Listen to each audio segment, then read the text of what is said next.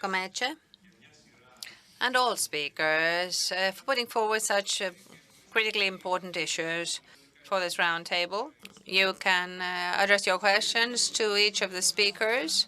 Please ask for the microphone if you want to ask a question. Mr. Zorbas, in relation to what Mr. Kotsiopoulos said and Professor Papanastasopoulos, yes, there is indeed a kind of sense of neutrality vis-à-vis European institutions and religion. On the other hand, we need to point out that after the Treaty of Amsterdam, whereby churches and religious communities became part of civil society, now through Article 17, for the first time in official text, we see the use of the term church.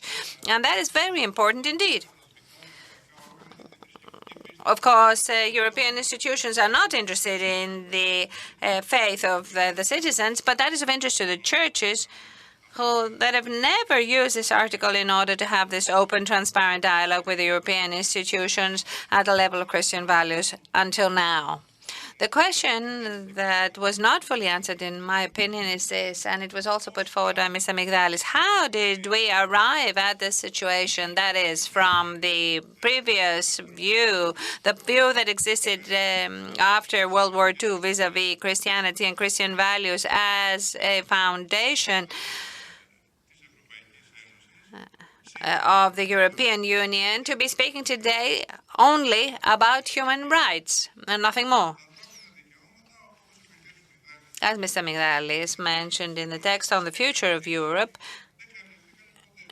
human rights have intentionally been promoted, and no church communities have even taken a stand vis-à-vis this. But there are about 170 references in this text to human rights and nothing about Christianity and Christian values. So, could we answer this? Why has this change taken place? Well, I think this has been answered actually fully, in the sense that after World War II and the geopolitical objectives of that time, we followed a specific model under the U.S. umbrella, following a particular view of the world, and this was the basis for the European edifice.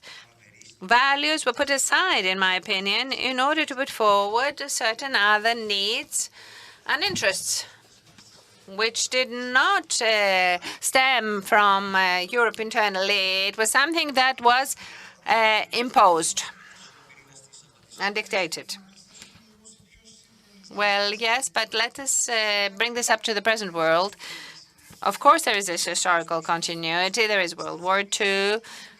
And in relation to human rights right now, there's a very extensive debate taking place by various thinkers, such as Jacques Maritain, where they say that this is a Christian ideology, and that's why they refute it.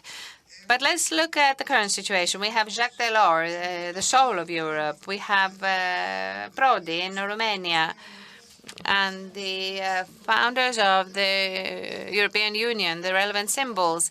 There's an extensive debate ongoing in relation to what the Secretary General of COMECE mentioned, where the word Christianity is not used, but the ideals lead to a Europe of peace. But after Prodi, it seems there is a sudden, or rather very quick, stop to this discussion, to this Christian reference.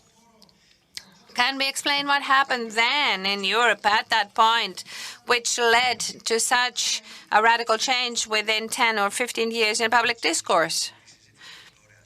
Okay, well, in public discourse, apart from the key figures that you mentioned, there was no further continuity. There was this great deficit in key figures who had played a predominant role to this aim. In the European Union, what its sui generis character is always this clash between intergovernmentalism and this supranationalism. We have things dictated from above without taking into account national interests. I think that Mr. Migdalis also mentioned that there is a deficit in people and leading figures who express such a discourse. What I see is that after Prodi, there seem to be certain views circulating which state that we need to move towards a context of coexistence with other religions, starting with the non-use of symbols so that the Muslim people are not offended. But nobody asked the Muslim people if they are actually offended by this. If some extreme Muslims said this, well, there were some individual voices that mentioned that. And then slowly this story expanded and people preached for tolerance. But now, in recent years, this situation seems to be expanding due to the woke culture, which has suddenly exploded on the scene. In previous years, these issues were being discussed quietly, and nobody reacted against this. At the same time, I don't think this is a contradiction between the states and the European Union, because we had the maximization at the same time of the private economy and large companies which aim for models based on consumption. The societies based on consumption are easy to manipulate. Now, in reference to what my dear friend Father Manuel said, these are all questions that are of great concern to us all. Do we want a Europe that is in line with the Christian values, even if we don't say that out loud? That is not the problem, I think. The problem is that suddenly, after the Lisbon Treaty, which was undermined gradually, we have this discussion about the future of Europe 4 or 5 years ago. And in a very kind of prestigious way, they announce this dialogue on the future of Europe, but we say that this discussion needs to be based on values also. I would prefer to have a discussion saying that Europe should be based on Muslim values rather than a Europe that is based on no values or values that we cannot actually name or mean nothing. European values, what are they? They are the Christian values. Well, why not say that? What stops us from saying that? What this means is that at the end of the day, and let me add something more in relation to what Reverend Manuel said. There are politicians who are Christians, and within the current climate, nobody is prepared to react. You know what I'm talking about. There was a working group for faith and Christianity. Van Dalen, right? Well, nobody said anything. Everybody kept quiet vis-à-vis this standpoint. So now, today, we are trying to see things realistically, and we know how complex the future is going to be. Of course, the question is, what values are we talking about? Well, this question should be answered by those who have to undertake this work, the churches and the community of Christian citizens. I'm not speaking here today as a Christian citizen. I'm speaking as a European citizen who is not interested in the Christian faith of any person, but as a person who knows that Europe was born and based on Christian values. And some people now are trying to play tricks in order to remove Christian values from any text and from our history. That is what we need to react against. Without any political agenda. They don't come out and say, I represent this party that says freedom or death, for example. Well, I can tell you that you are, and that they don't say clearly that Christian values are useless, vote for me, or don't. They write in a bureaucratic manner, in the absence of politics, and that's what we need to fight against. And we need to enter this dialogue. Yes, just allow me to say something about this, on the statements made. There is a logical contradiction in what you say. On the one hand, you claim that there is something between the states and Brussels that needs to be resolved, and on the other, who are those who have predominated in market logic? We're talking about Christian Democratic and center-right parties, and I think this shows up a contradiction. And the second element also has to do with the fear of terrorism, which is something that has largely affected European governments and people. Just before Philip MacDonald, I'm very pleased that he's here to talk.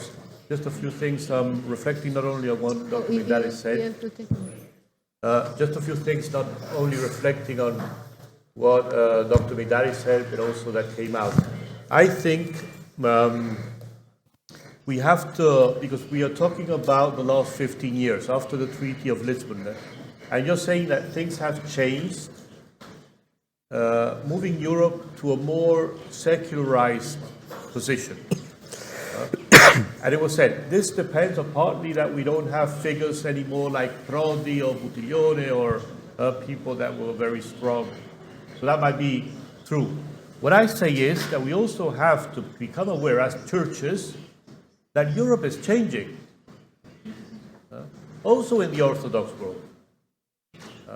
The presence of religion, the presence of Christianity, the presence of Catholicism in Europe 20 years ago is very different from what it is now.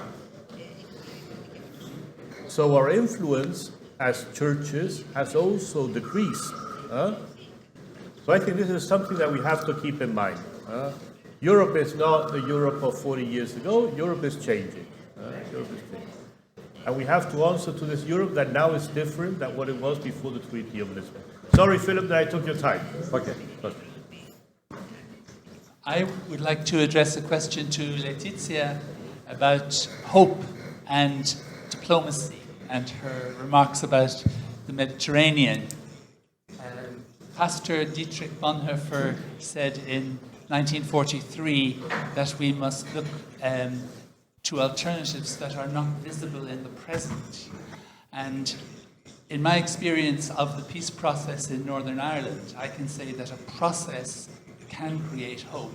And if you follow it in the right spirit, it will bring people together. And as our poet Seamus Heaney says, the tidal wave of justice will rise up. So I think it's a very important question when Letizia makes this concrete proposal for an initiative in the Mediterranean, which the EU could take. And my question is, what should the agenda be? Because Father Manuel, for example, tells us about the changing character of our demography. That could be a topic in itself, couldn't it? And a topic where the churches could make a big difference in the discussion. But wouldn't it be worth sitting down and trying to ask, what is the agenda for such a conference? And how could the dialogue under Article 17 contribute to developing that agenda? All right. Letizia. Yes, can you hear me? The agenda is very big, I think. But it was an utopia after the Second World War that you can create the economical union of Europe. And we made it. And we can make also a dialogue between the peoples of the Mediterranean. Because from inside a country at war, I see that it's not possible to resolve any of this war inside that or that other country. We have to have an area that with all these people, with all the Mediterranean. Of course, The first thing I would do is to bring together all the organizations, the churches, the initiative of human fraternity, war, peace and living, all these initiatives and this statement, and make with not only politicians, but with people, with the peoples of the Mediterranean strategy. And I assure you that also inside the Holy Land there are a lot of people, Israeli and Arabs together, that work for peace. There are a lot of people, and we as Europe have to help all these initiatives. And I think that Europe has adapted to Africa and to Middle East for the colonization. We must do something. Yes. But if I can, I want to say something also about Christian values. My experience in 20 years of active politics in my city and national level was that the first important thing is that politicians have to be prepared, have to study, have to know how technically, in a cultural way, in a technical way, in a humanitarian way, and have to be person capable of dialogue. I assure you that it's not important that Europe now is more secularized. It doesn't matter, because the Christian values are not values for our churches, are values for humanity. And I experimented that when I was capable of dialogue, when I was capable of help others, not Christians, not believers, to do good things for our city, our people. Well, they before me, they promoted Christian values. I remember, for example, for politics for families. Yes, they, not believers, promoted families and supported me in my policies. So first thing is to be prepared. Ωραία, ευχαριστούμε Λετήσια. Τον λόγο έχει ο κύριος Λονταρίδης. Thank you, Leticia. Mr. Leondoridis, Deputy. Good morning, Christ is risen. I am a deputy for the New Democracy Party from the Ceres Prefecture. Welcome and have a good, nice day here. Mr. Manuel Barrios, the Secretary General of the COMECE, said that Christian values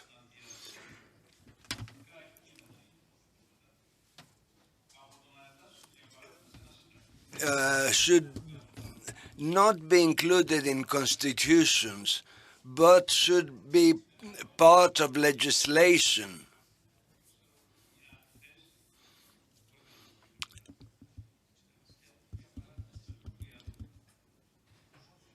For instance, in school manuals,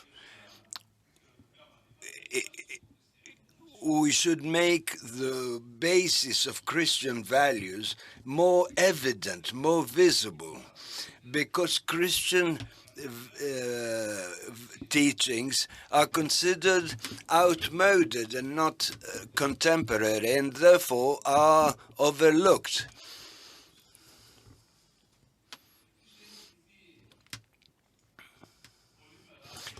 A lot of things have been written on the separation of church and state, particularly from certain political or journalist forces in Greece, or social forces. Whatever is said by the church in the working of the state, and politicians themselves, they exploit the church in a hypocritical fashion to catch more votes by promoting Christian ideals as a model of life without necessarily adhering to them. These are questions, but at the same time, certain observations I have made. Father Emmanuel? Yes, what I said is, I didn't take a position, but what I said is, it's important that Christian values are said that they're Christian, we use the word Christian, or is it important that these values are present even if we don't say explicitly that they're Christian? A bit in the light of also what was said before. So, but I didn't take a position. I think it also depends on the context we're living. I understand what you say, and I agree in part what you say. I think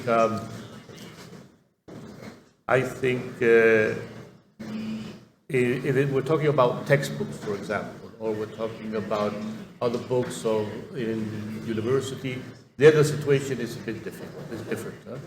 What I was talking about is, in the official text of the European Union, should Christian as a word be present or not? As simply a term, a formal term, Christian as a denomination or it should be used as Christian values and ideas. Is that what you're saying? Yeah. No, I understand. There was do you remember when the Constitution for Europe was discussed? Then the Constitution was not approved. But when it was discussed, there was this very important issue of invocatio Dei. So if God should be mentioned in the Constitution. There was also a strong intervention by Pope John Paul II on this. At the end, God is not mentioned in the Constitution. My doubt is, why is that? Is that because the culture of Europe has changed? Is that something that is not so bad if then there is Article 17 and other ways of taking into account the presence of the churches and Christian culture in Europe? To understand my question is it good that we fight for Christian or God being present in the Constitution? Is that the fight we have to do as Christians? Do you understand? Because it depends a bit on the translation. Να δώσουμε το λόγο και στην κυρία Φέλτσμαν που θέλει να προσθέσει κάτι σε αυτό.